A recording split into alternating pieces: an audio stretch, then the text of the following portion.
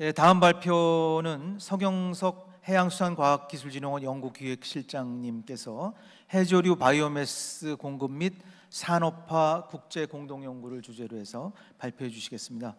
예, 서경석 해양수산과학기술진흥원 연구기획실장님께서는 2006년부터 해양수산과학기술진흥원에서 해양바이오정책 지원센터장 그리고 정책기획본부장, 창업사업화 지원단장을 역임하셨습니다. 현재는 연구개발사업 기획 업무를 전담하시면서 신규 R&D 사업을 발굴하는 일을 하고 계십니다. 무대 위로 모시겠습니다.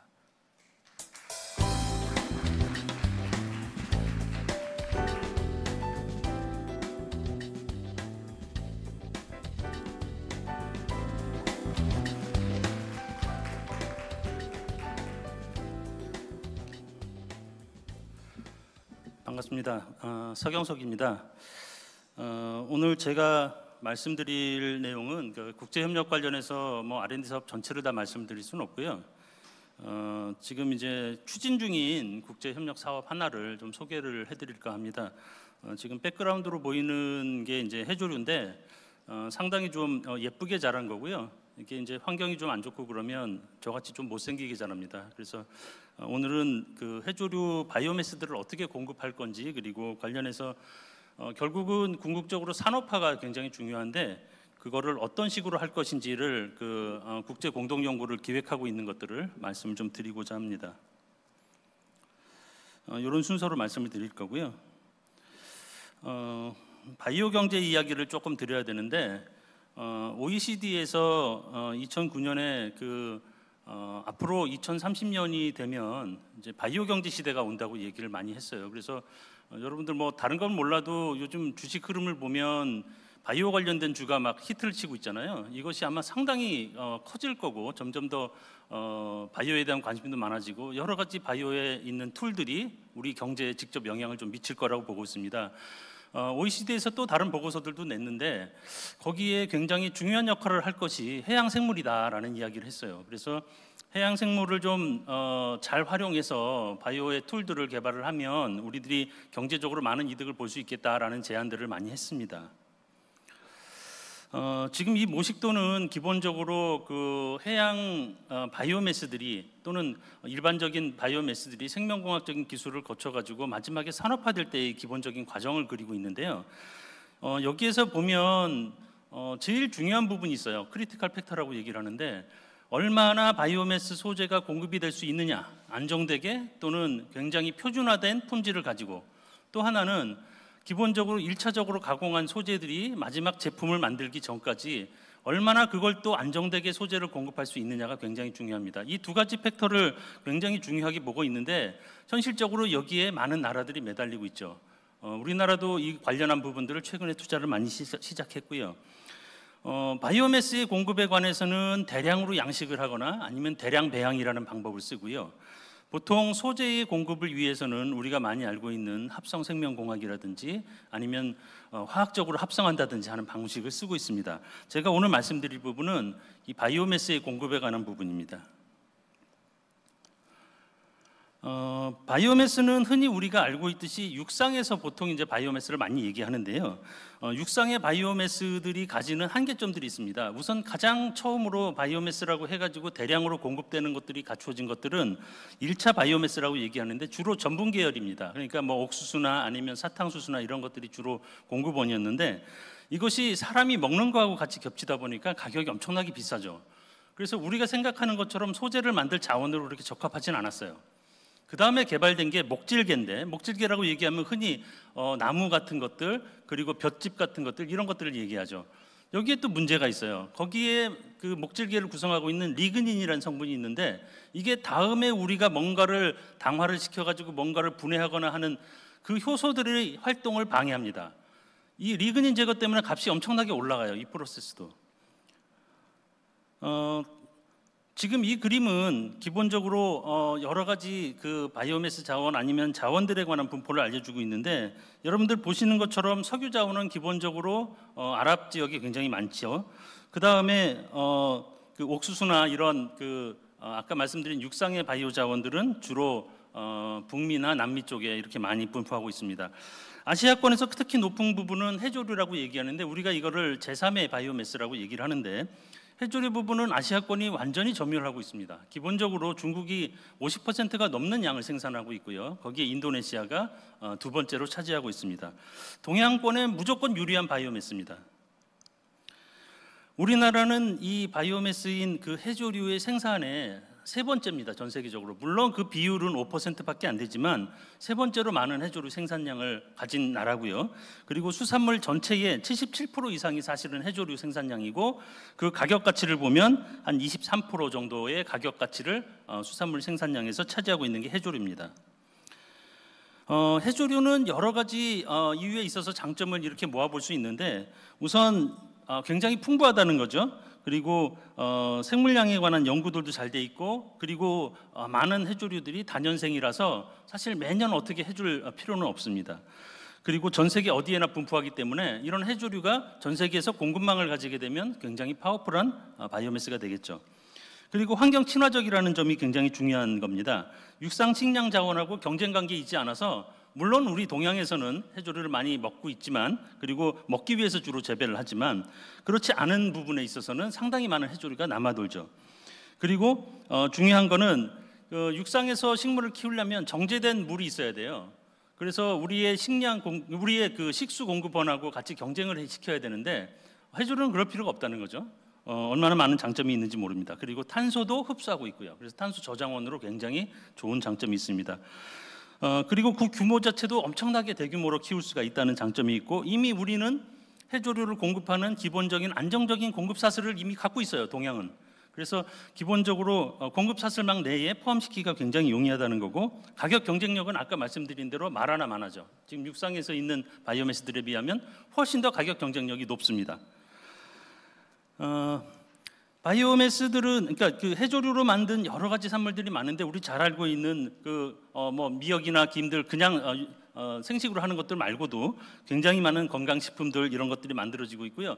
실제로 이게 굉장히 몸에 좋다라는 인식이 많기 때문에 사람들한테는 특히 유럽에서도 요즘 최근 들어서 해조류를 먹는 사람들이 좀 생긴다는데 바로 이런 것들 때문에 그렇습니다. 굉장히 몸에 좋다. 또 이것도 할랄 식품이기도 하죠. 이런 것들 때문에 굉장히 좋고요.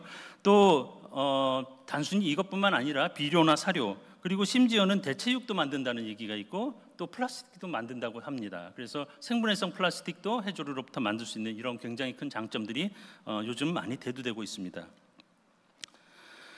특히 그 식물성 교질이라고 얘기하는데 이렇게 점액성 물질이 있는데 해조류는 그 점액성 물질을 갖고 있어요. 이 식물성 교질의 시장은 뭐 한 시장 규모 자체가 한 150조 원 정도 규모가 될 정도로 굉장히 큰데 여러분들 아이스크림 같은 거 먹고 뭐 이렇게 할 텐데 거기에 들어가는 게 바로 이 식물성 교질이고 그 기원이 바로 해조류입니다. 기본적으로 여러분들 많이 알고 있는 여러 가지 뭐 카라기난이라든지 아니면은 뭐 알지네이트라든지 이런 것들이 전부 다 해조류로부터 유래한 것들입니다. 물론 해조류의 종류는 좀 다르지만요. 지금 이거는 가치 사슬을 기본적으로 얘기를 하는데 이건 단순하게 보시면 될 것 같습니다. 우리가 해조류 우뭇가사리를 1kg를 구입을 하면 보통 한 4,000원 정도가 된다고 하는데 이거를 여기에서 아가라는 걸 뽑아가지고 판매를 하게 되면 1kg에 그 15,000원 정도가 되고요. 여기서 알기네이트라고 하는 그 소위 얘기하는 의학용이나 화학용으로 쓰이는 이 물질로 만들게 되면 400만 원을 갑니다. 가격이 엄청나게 뛰죠. 다들 400만 원에 엄청나게 놀래고 있습니다. 그렇죠? 이 400만 원의 가치를 할 수 있는 것들을 만들 수 있는 게 바로 그 해조류고요. 우리가 흔히 볼 수 있는 해조류가 이런 가치가 있다는 말씀을 드립니다. 다른 거 하나는 이렇게 생산품을 만들 수도 있겠지만 또 하나 중요한 게 있습니다. 이산화탄소를 흡수한다는 거죠. 보통 우리가 바다를 얘기를 하면 전체 지구상의 광합성 양의 90% 이상을 바다에서 한다고 얘기하는데 해조류 그리고 미세조류들이 상당히 많은 이산화탄소를 흡수합니다. 그리고 저장을 하죠, 바닷속에다가. 그래서 이런 것들도 굉장히 중요한 이슈로 많이 대두가 되고 있습니다. 저희가 이제 그 알파 2하고 좀 그 연관 관계를 여러 가지 가지는데 R&D 부분을 잠깐 좀 이야기를 좀 해보겠습니다. 그동안 해조류 관련된 R&D에 얼마나 투자가 됐는지를 전부적 걸 한번 뒤져봤더니 한 1,000억 원 정도가 한 20년 넘게 쓰였어요. 물론 1,000억 원이 뭐 굉장히 많다고 느낄 수 있지만 22년간 쓰인 걸 생각하면 그렇게 많은 금액은 아닌데 이 금액 중에 대부분은 해수부가 투자한 거죠. 그리고 해수부, 그리고 예전에 이제 농림수산식품부 시절에 거기에서 투자한 것, 이런 것들을 합쳐보면 사실은 주로 투자한 부처는 이제 해수부죠. 이 투자의 금액은 최근 들어서 조금씩 이제 증가를 많이 하고 있고요. 2000년 들어서 좀 증가가 크게 됐다, 이렇게 생각하시면 될 것 같습니다. 그리고 정부 부처별로 투자하고 있던 프로젝트, 그리고 투자 금액을 보면 기본적으로는 2000년 이후에 굉장히 많이 크게 증가를 하는데, 오른쪽 그래프에 보시면 중간에 2011년도에 튀는 게 하나 나올 텐데, 이게 바로 산업부가 투자했던 건데, 해조류를 가지고 바이오 에너지를 개발하겠다고 1년 동안에 48억 원을 투자했던 적이 있었어요. 그래서 그때 이제 잠깐 튀었는데, 그 뒤로는 그 평균 수준으로 맞추고 있습니다. 그래서 해수부가 가장 많이 투자를 하고 있고, 금액은 점점 더 상승한다라는 부분을 보시면 될 것 같고요. 전체 수산물의 전 세계 수산물에서 한 20% 정도가 해조류라고 보시면 돼요. 물론 아시아가 이제 많이 차지해서 그렇긴 하겠지만, 여기에서 양식 생산량이 거의 대부분을 차지합니다. 96% 정도가 되는데, 1970년 이후에는 자연 채취를 완전히 넘어서서 지금 현재는 거의 메이저를 점하고 있습니다. 그래서 주로 이제 양식 생산에 의해서 대부분 해조류가 생산된다는 걸 이해하시면 될 것 같고요.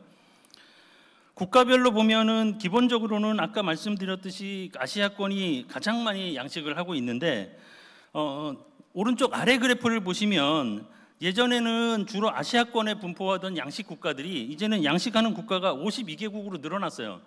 점점 더 늘어나고 있는 거죠. 해조류를 먹는 나라가 그렇게 많지 않은데 왜 이렇게 늘어날까? 결국은 이게 늘어나는 것들은 주로 북미 지역, 미국하고 그리고 유럽 지역인데, 미국하고 유럽 지역에서 해조류에 관심을 갖고 있어요. 얘네가 먹으려고 그럴까요? 아니죠. 이걸 가지고 제품 만들어 팔려고 그러는 거예요. 아까 말씀드렸듯이 다양한 제품을 만들 수 있기 때문에 그 시장을 빨리 점하고 싶은 겁니다.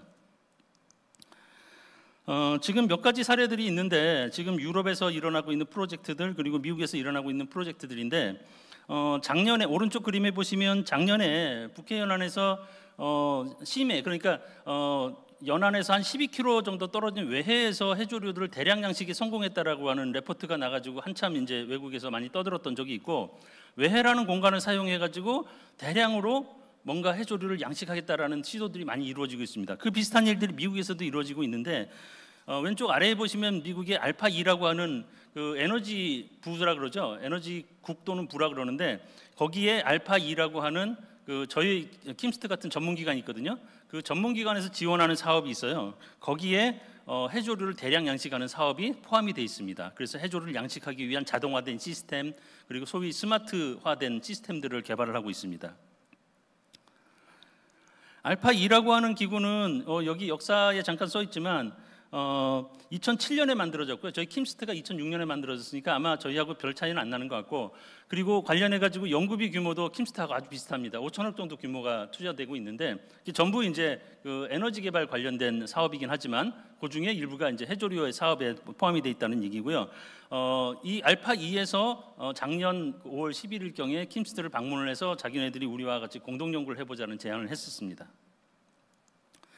지금 알파2에서 해조류 관련해서 대량 양식에 투입하고 있는 사업이 바로 마리너 프로그램이라는 건데요. 마리너 프로그램은 크게 5가지로 구성되어 있는데, 기본적으로 종자의 개발부터 시작해서, 왜 그러냐면 빨리 자라고 많이 자라야 되니까 그런 것들부터 시작해서 대부분의 사업은 양식 시스템의 구축에 관한 겁니다. 자동화된 시스템, 어떻게 자동으로 환경의 변화를 감지하고 양식장의 시설을 옮길 수 있을까, 또는 이동시킬 수 있을까, 이런 것들에 관한 기계적인 부분들이 굉장히 큰 강점을 가진 프로젝트입니다. 거기에서 제안한 프로젝트가 물론 4년짜리긴 하지만, 이건 그 상호 간에 이제 여러 가지 교류를 하면서 바뀌긴 하겠지만, 기본적으로 적지 조사하는 부분, 그 다음에 해조류의 양식 시설에 관한 부분 프로젝트, 그 다음에 해조류를 이산화탄소 흡수원으로 썼을 때 이산화탄소를 얼마나 흡수할 수 있는지, 과연 이거를 어떤 식으로 현장에다가 적용할 수 있는지에 관한 그 3가지의 프로젝트들을 같이 진행하자고 제안을 해왔습니다. 이 그림을 보시면 저희가 다시 한번 생각을 해본 건데, 이거는 저희 한국 같은 경우에는 기본적으로 프로젝트를 진행하면서 양식장 시설을 짓는 것만으로 끝내고 싶은 생각은 전혀 없고요. 궁극적으로 우리가 원하는 것은 결국 바이오 산업입니다. 바이오 산업 시장에 진출하는 거고, 그걸 위한 제품의 판매 있죠. 그 큰 그림에서 봤을 때 어떤 부분들이 어떻게 차지하고 있는가를 저희가 그림으로 그려본 건데, 고동색으로 표시된 부분이 지금 현재 마리너 프로젝트라고 하는 알파2에서 추진하고 있는 사업입니다. 그래서 알파2하고는 우리가 미국하고는 이런 부분의 협조를 우선적으로 해서 궁극적으로는 우리가 달성하고자 하는 목적을 끝까지 안 밝히고 마지막에 저희는 산업화 부분까지를 몰고 가는 그런 전략으로 대응을 하고 있습니다. 지금 이제 그 알파 2하고 저희가 이제 양해각서를 한번 만들어 보려고 저희들 기본적으로 양쪽 프로젝트들을 좀 비교를 해봤더니 아주 유사한 부분이 많아서 서로 간에 잘 매치가 될 수 있을 거라고 보고 있습니다. 지금 이 그림은 많은 교수님들하고 또는 연구원분들이 그동안 계속 이제 그 R&D 사업을 하면서 말씀을 해주셨던 부분 중에 하나인데, 지금 이제 마지막에 부분에 많이 치중을 해요. 즉 제품을 생산하는 부분이나 특별하게 어떤 소재를 발굴해가지고 그 소재를 가지고 무슨 기능성 식품 또는 어떤 약품을 개발하는 일들의 프로젝트들을 많이 지원해 왔는데, 그러다 보니까 중요한 거는 이 스케일이 커졌을 때, 정말 제품을 만들었을 때 이거를 그 소재를 공급해 줄 게 없는 거예요. 소재 공급에 좀 치중을 해달라는 요구가 굉장히 많았습니다, 학계에서. 지금 이거는 포항공대에 계시는 교수님께서 제안하신 그림인데, 해조류를 생산을 하고 그것과 가까운 연안에서 해조류를 운반하고 관련해서 보관할 수 있는 시설을 만들고, 관련해서 바이오 리파이너리라고 해가지고 소재를 가공할 수 있는 시설을 동시에 같이 만들어서 산업단지 형태로 만들어 놓으면 우리가 관련한 부분들을, 산업들을 크게 만들 수 있고 이것 자체가 지역 경제에도 크게 이바지할 수 있겠다라는 제안을 해주셨어요. 그래서 그런 부분들로 우리가 국제공동협력 사업은 추진해보고자 하는 그런 생각을 갖고 있습니다. 여기 계신 분들의 자료들을 저는 많이 인용을 했고요. 제 아이디어들도 들어갔지만 이런 것들은 사실은 굉장히 미미하고 연구자들의 내용들을 좀 많이 담아보려고 노력했습니다. 이상으로 발표를 마치겠습니다. 감사합니다.